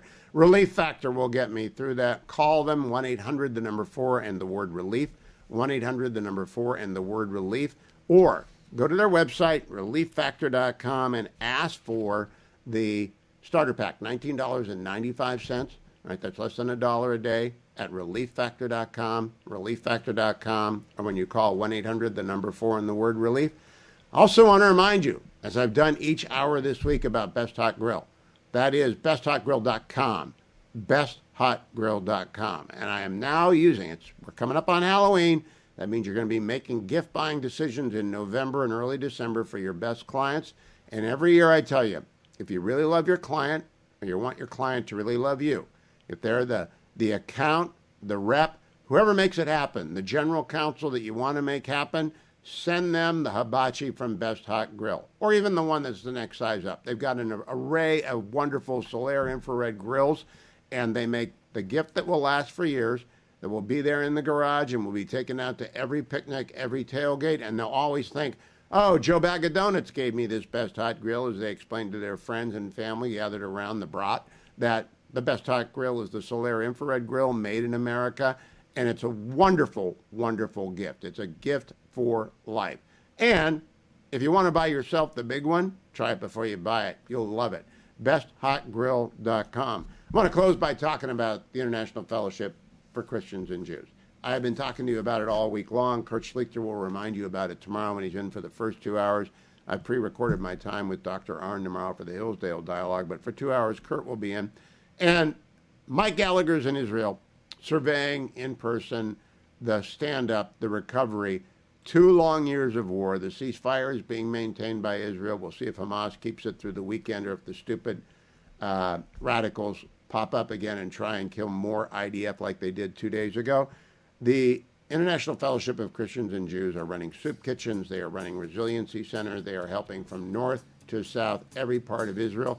Your donation can be made at the blue bar at the top of HughHewitt.com, the International Fellowship of Christians and Jews. Been working in Israel for decades, tax deductible, of course, and always effective.